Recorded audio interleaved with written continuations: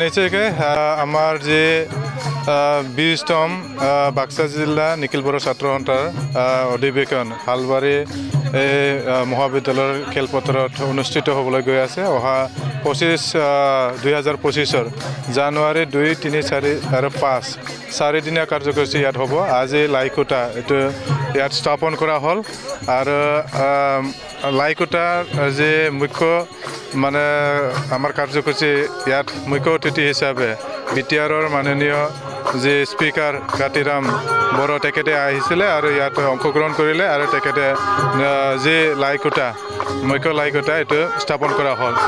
আৰু ইয়াৰ দ্বাৰা আমি এইটো মানে জনাব খুজিছোঁ যে নিখিল বড়ো ছাত্ৰ সন্থা যে অহিংসা নীতিৰে কাম কৰি আহিছে আৰু সকলো জাতি জনগোষ্ঠীক আৰু এই অঞ্চলক শান্তি স্থাপন কৰাৰ কাৰণে লগতে আমাৰ শিক্ষা দিগত উন্নয়ন হোৱাৰ কাৰণে আমি এটা প্ৰচেষ্টা হাতত লৈ কাম কৰি আছে। আগন্তুক দিনতো কাম কৰি যাম আৰু আমাৰ ইয়াত অধিৱেশনত ডেলিগেট হ'ব, পৰ্যালোচনা হ'ব আৰু বহুতো আমাৰ সিদ্ধান্ত লোৱা হ'ব যে আগন্তুক দিনত আমি 2 বছৰত কেনেকৈ কাম কৰিম, কি কাম কৰিম।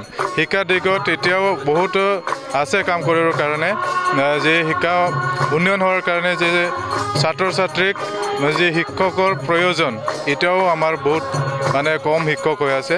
এতিয়া টেট অনুষ্ঠিত কৰিছে আৰু মানে ME আৰু LP ছেকশ্যনৰ শিক্ষকটো মানে এতিয়া প্ৰদান কৰা হ'ল বা ৰিক্ৰুটমেণ্ট কৰা হ'ল। তাৰে লগত হাইস্কুল আছে, হায়াৰ ছেকেণ্ডেৰী আছে, এইবিলাকতো আমাৰ শিক্ষকৰ প্ৰয়োজন আছে।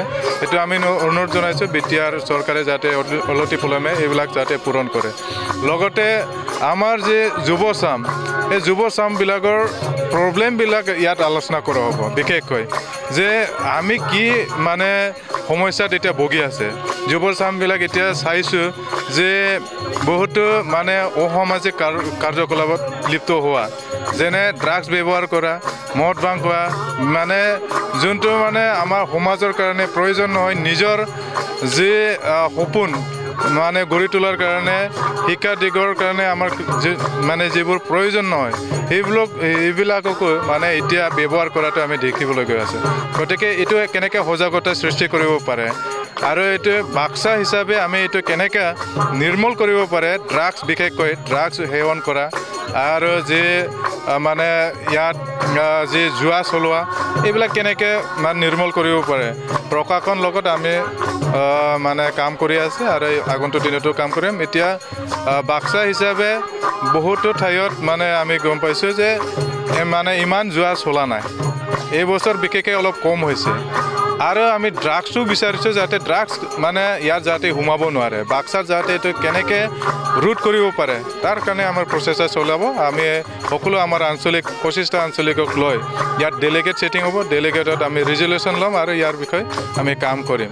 আৰু আজি লাইকুটা ইয়াত স্থাপন কৰা আছে। আগন্তুক দিনত যি মানে আমাৰ কনফাৰেঞ্চ হ'ব তাত এটা বডি চেঞ্জ হ'ব, নতুন ইয়াত নতুন যে